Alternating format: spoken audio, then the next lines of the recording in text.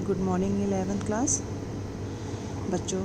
इस वक्त हम पढ़ रहे हैं तबला वाद्य का जन्म और उसका क्रमिक विकास। हम इसके बारे में हमने 2 पैराग्राफ पढ़ा। आज हम उसके आगे के बारे में पढ़ेंगे। आगे वर्णन है कि मृदंग के 3 भागों में 6वीं 7वीं शताब्दी से परिवर्तन होने लगा तथा इसके बाद कुछ दिनों तक गोद का एक भाग एकांकी तथा एक खड़ा वाला भाग प्रयुक्त होता रहा।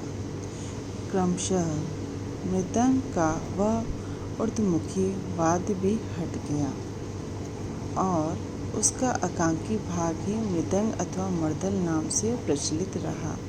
बच्चों, ये जो आपको बता रहा है ये मृदंग अंग के बारे में बता रहा है, मृदंग के बारे में कि 6वीं शताब्दी में जो परिवर्तन होने के बाद कुछ दिन तक के बाद जो मृदंग था यही भाग आपके प्रचलित में रहा। ठीक है। उस समय मृदंग के दोनों ऊर्ध्वमुखी भागों का अथवा एकांकी भाग का ही 2 ऊर्ध्वमुखों के रूप में अलग अलग वादन होता रहा। जो मृदंग का था वो क्या था बच्चों, वो 2 अलग अलग वाद्यों में भागों में उसका वादन मतलब उसको बजाया जाने लगा था, किंतु उसका विशेष नाम न होने के कारण उसका उल्लेख शास्त्र ग्रंथों में नहीं किया गया। मृदंग की यह संदिग्ध अवस्था लगभग 17वीं शताब्दी तक रही। जो मृदंग को जिस स्थिति में या जैसे बजाए जाते वो कौन सी अवस्था तक रही, वो 17वीं शताब्दी तक रही। तब तक इसमें 2 सामान्य परिवर्तन हो चुके थे। एक तो इसकी लंबाई कम कर दी गई थी तथा दूसरा मृदंग के दक्षिण भाग की भांति इसके भी दक्षिण भाग मिट्टी के लेप के स्थान पर लौह चूर्ण से बने मसाले का प्रयोग होने लगा था। 17वीं शताब्दी तक क्या था, उसमें मृदंग में 2 परिवर्तन हुए। पहला क्या था कि उसकी लंबाई कम कर दी गई। मृदंग क्योंकि लंबाई में बहुत ज़्यादा था बच्चों, वो ढोलक से भी काफ़ी बड़ा होता है। और दूसरा क्या हुआ था, जो आप तबले में स्याही देखते तो मृदंग में वो लोग क्या मिट्टी का लेप लगाते, तो उसको छोड़ के उन्होंने लौह का चूर्ण बन के उसको किया, जैसे कि जो तबले में होता है। बाईं ओर इस समय भी आटे की पुलिका ही लगाई जाती है। यह वाद्य का प्रचार उन निम्न स्तरीय लोगों में था जो इसे कमर में बांधकर बेड़े जो निम्न स्तर की नर्तकियां के नाच के साथ बजाते थे। जो बच्चों ये जो था पहले मैंने बताया कि पहले भी उन्होंने पहले इसमें बताया कि मिट्टी का लेप लगता था, लेकिन पखावज में बात पे उसके आटे मतलब आटे की लोई चिपकाने लगे थे। और दूसरी बात ये कि ये कहाँ कब बजाया जाता था, ये उस वक्त इतना स्तरीय माना नहीं जाता था, तो वो कमर पे जो नाच गाने करते बच्चों वो उन्होंने क्या किया था, जो नर्तकी थी तो उनके साथ जो बजाने वाले लोग थे तो वो अपनी कमर पे इसको बांध के बजाया करते थे। जनसाधारण के लिए यह एक सरल एवं भारतीय परंपरा युक्त होने के कारण भजन कीर्तन आदि में भी प्रयुक्त होने लगा था। इस वाद्य का प्रयोग किसमें भी है ना, इस वाद्य का प्रयोग भजन और कीर्तन में हुआ।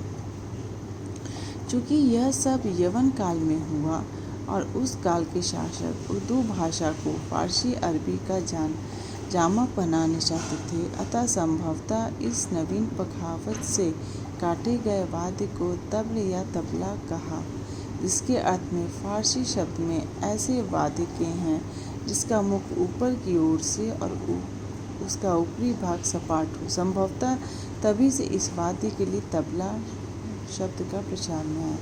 अब बता रहे कि उस वक्त जितने भी फारसी उर्दू ये सब जो भी उस वक्त के शासन थे या शासक था, मुसलमान राजाओं थे, तो उन्होंने क्या किया था, फिर से वही बात रिपीट हुई कि उन्होंने क्या किया था कि इसी को बीच से काटे जाने का सम्मान रहे कि जो मृदंग है उसको बीच से काटा गया होगा और उसके ऊपर के भाग को सपाट बनाया गया होगा। हाँ, और तभी ये तबले के रूप में इसका प्रचार हुआ। कुछ लोग के अनुसार प्राचीन को जिस मध्यकाल की आवाज़ या हुडुक कहते हैं उसे बीच से काटकर यह वाद्य बना।